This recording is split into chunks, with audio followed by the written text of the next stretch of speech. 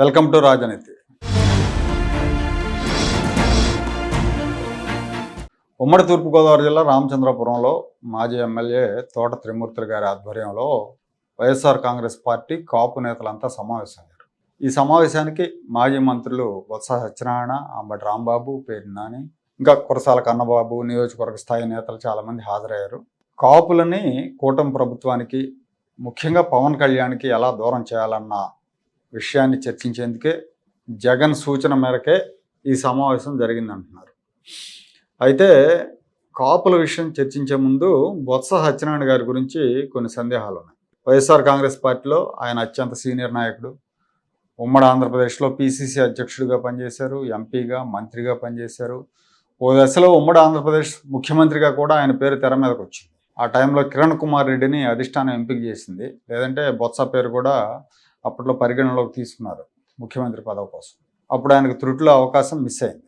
బొత్స సత్యనారాయణ ఇన్నేళ్ల రాజకీయ జీవితంలో ఆయన కేవలం ఒక కులానికి ప్రతినిధిగా ఉంటే ఇంత సక్సెస్ అయ్యేవాడు కాదు. ఆయన్ని అన్ని కులాలు ఆదరించడం మూలంగానే ఉత్తరాంధ్రలో ఈ స్థాయికి ఎదిగారు. అన్ని కులాల్లో ఆయనకు ఫాలోయింగ్ ఉంది. కానీ ఇప్పుడు ఒక కుల ప్రతినిధి స్థాయికి దిగజారిపోయారు బొత్స. మొన్నటి దాకా అందరివాడైన బొత్స సత్యనారాయణ ఇప్పుడు కొందరివాడిగా మారిపోవటం వెనకాల జగన్మోహన్ రెడ్డి ఒత్తిడి ఉందన్న ప్రచారం జరుగుతూ ఉంది. అలా బొత్స సత్యనారాయణ తన స్థాయిని దిగజార్చుకున్నారు. ఉత్తరాంధ్రను శాసించిన బొత్స చివరికి కులానికి పరిమితమై రౌండ్ టేబుల్స్ చుట్టూ తిరిగేలా చేశాడు జగన్. ఇక్కడ ఇంకో విషయం ఉంది. బొత్స సత్యనారాయణ ఓసీ కాపు కాదు, తూర్పు కాపు సామాజిక వర్గం అయింది. తూర్పు కాపులు బ్యాక్వర్డ్ క్యాస్ట్ కిందకు వస్తారు. ఉత్తరాంధ్రలో తూర్పు కాపులు ఎక్కువగా ఉంటారు, విశాఖపట్నం నుంచి ఓసీ కాపులు ఎక్కువగా ఉంటారు.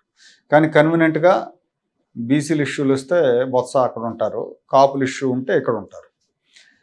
ఈ సమావేశం ఎవరినో ముఖ్యమంత్రిని చేయడానికి కాదు, కాపుల కోసం పెట్టామని నిర్వాహకుడు తోట త్రిమూర్తులు చెప్పినప్పటికీ కాపులను కూటమికి దూరం చేయటం, జగన్మోహన్ రెడ్డికి దగ్గర చేయడం ఎలా అన్న అజెండాతోనే ఈ సమావేశం నిర్వహించారు.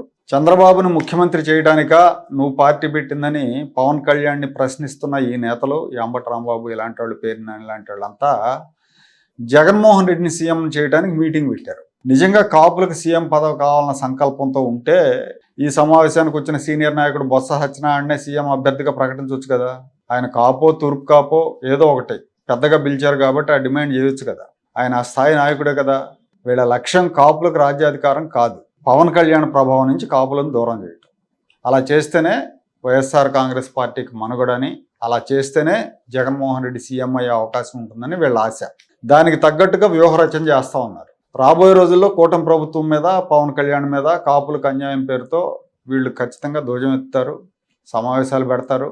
ఈ సమావేశమే కాదు, తిరుపతిలో, విశాఖపట్నంలో కూడా సమావేశాలు పెడతామని ఆల్రెడీ ప్రకటించారు. కాపులకు ఎక్కడ అన్యాయం జరిగినా భరోసా ఇవ్వడానికి 3 ప్రాంతాల్లో 3 కమిటీలు వేస్తామని చెప్తున్నారు. ఈ కూటమి ప్రభుత్వం కాపులకు అన్యాయం చేసిందని, కాపు కార్పొరేషన్కి నిధులు ఆపేసిందని, ఈ ప్రభుత్వంలో కాపులకు గౌరవం లేదని వాళ్ళు విమర్శించారు వాళ్ళ రౌండ్ టేబుల్ సమావేశంలో. వాస్తవానికి కాపులకు అన్యాయం చేసింది జగన్మోహన్ రెడ్డి. చంద్రబాబు ముఖ్యమంత్రిగా ఉండగా కాపు కార్పొరేషన్కి నిధులు కేటాయించారు విరివిగా 2014-2019 మధ్యలో. వాళ్ళ స్వయం ఉపాధి రుణాలు, విదేశీ విద్యా పథకాలు ఇవన్నీ కూడా చాలా చక్కగా అమలు చేశారు.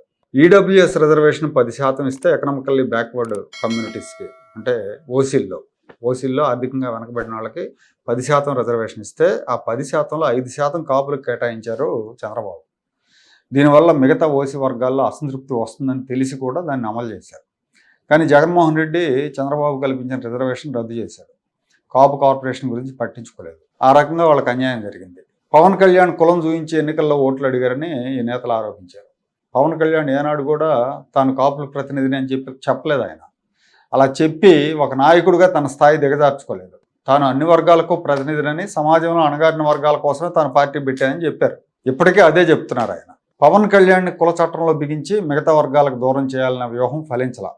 అందుకే ఇప్పుడు కాపులను రెచ్చగొట్టి పవన్ కళ్యాణ్కు దూరం చేసే వ్యూహరచనలు చేస్తున్నారు. జగన్మోహన్ రెడ్డి అప్పుడు కాపుల ఓట్లు నాకు అవసరం లేదు అన్నట్టుగా వ్యవహరించారు. ఎన్నికల్లో గుణపాఠం చెప్పాక ఇప్పుడు కాపులను రెచ్చగొట్టే పనిలో నిమగ్నమయ్యారు.